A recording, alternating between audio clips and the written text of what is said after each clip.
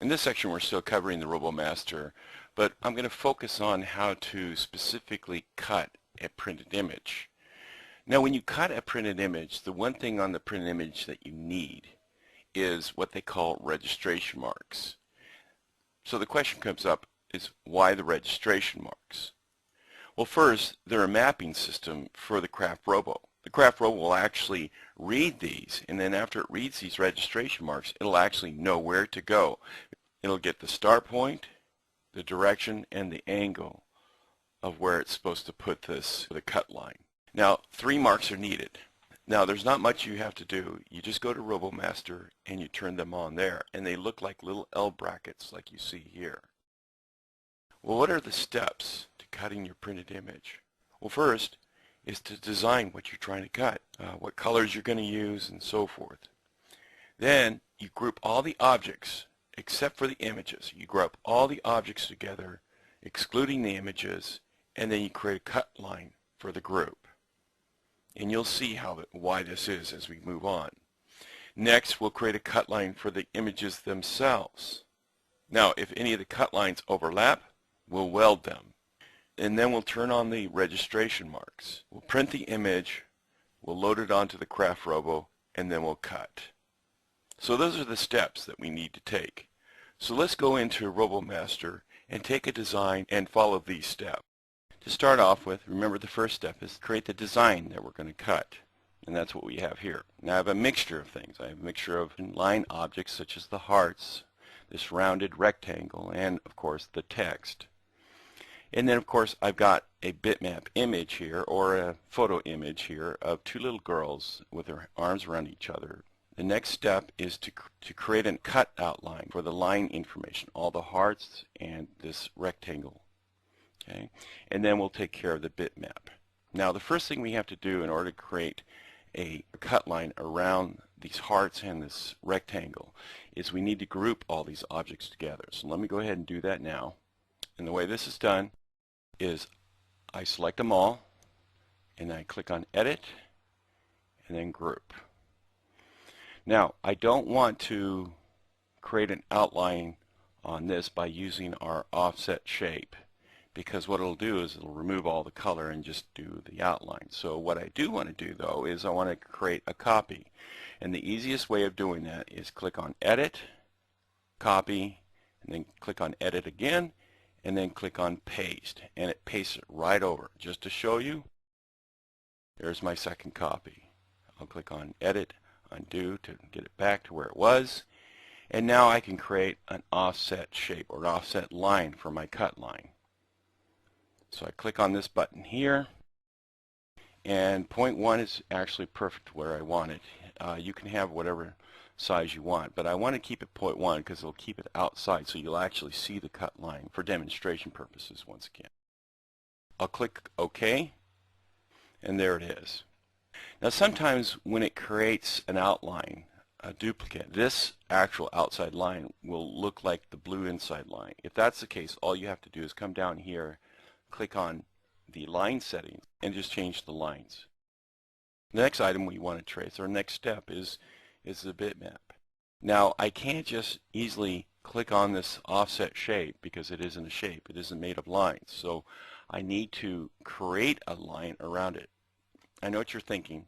We can easily click on ellipse and create an oval to fit right around the girls.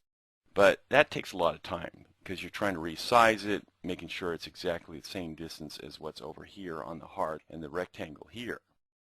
So the best way of doing that is to create an outline using the Get Outline feature. That's the one that I was telling you earlier where it'll take a bitmap and then trace the outline. Let's go ahead and go there now. Now when you get into this is you notice it's oversized, it's larger, and I want to see the whole thing, so it's a matter of just clicking on View and saying Fit, and there it is. Now what I want to do is I want to make this whole oval kind of black so that it'll trace, especially around here, because if it started tracing around this oval, it'll start coming up the little girl's back here, and I don't want that. So what I can do is I can increase the threshold again to make it a little bit darker, and there it is, just a little bit more. Okay. Now, I also have all these little spots that I don't want it to trace, so what I then can do is once again click on this outer frame only, which will ignore all these inside pieces. I can then convert to outline, and there it is. So now I just paste, then edit. Now it's on there, but as you recall, when you use that get outline, it brings it here. It actually groups it with the bitmap, which is kind of a good practice, so it keeps things together. But in this case, I want to ungroup it so that I can create the outline from that. So I'll go ahead and right click, or I can click on edit and ungroup. I'll click on the line itself, and then I'll go to this offset shape. The value is 0.1 again. It's outside. I'll click OK again, and there we have it. So now we have the oval, and we have around all the vector shapes. So basically this is done. Now the only thing I have to do is, you notice how this outline and the outline on these vector objects are crossing over. Well, we have a simple tool, as you recall, to take care of that. I'll click on the oval around the girls, and then I'll hold the Shift key down and then click the second outline, and then I come up here to my weld tool and I just weld them together, and there we have it. Well, the print is ready, or the design is ready. The cut line is ready. Now I have to create registration marks. It's real simple. This button here, you just click on it. You click on Use Registration Marks. Just a note on a couple of these options. Size is the size of the registration marks. Origin, I wouldn't mess with that. It just puts the origin in a different spot. And the distance between the registration marks. In this case, you really don't want to mess with this unless you've got a special need. In this case, I want to keep things the same. So then I'll just click OK. And there we have the registration marks. Now a little note here. When you're turning on the registration marks, what it also is going to give you is this little cross-hatched area, this grayed area. And basically what that's telling you is that make sure that none of your objects are within this gray area, or else they won't cut. It's similar to what I told you earlier about this red line, that's the cut area. Well, they've added a little bit more only because the sensor needs to sense these registration marks, and if there's a line in here, it may pick up that rather than the registration mark. Just a little note. Well, we're pretty much ready. The only thing I need to tell the software is what lines to cut and what lines to print. As you notice, that we have line information here.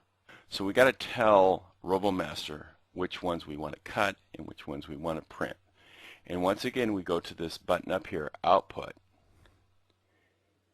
Go to our cut settings. Click this button, which is the cut line settings. So here I am. I have the blue, which I don't want to cut. I want to print the blue. So I turn this off, and I want to cut with a solid line the red or the magenta color. So that's checked. So everything's set now. I'll click OK. I'll click OK here. Now everything is ready to go. Let me go ahead and print this out. To print, I just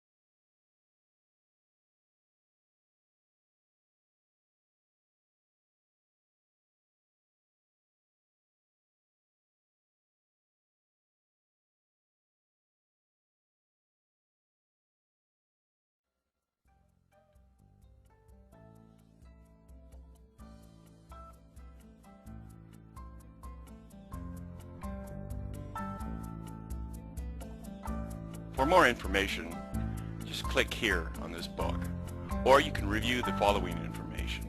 Now, if you have any questions, please email us at tech.support@graphtechamerica.com or call us at 888-318-3247.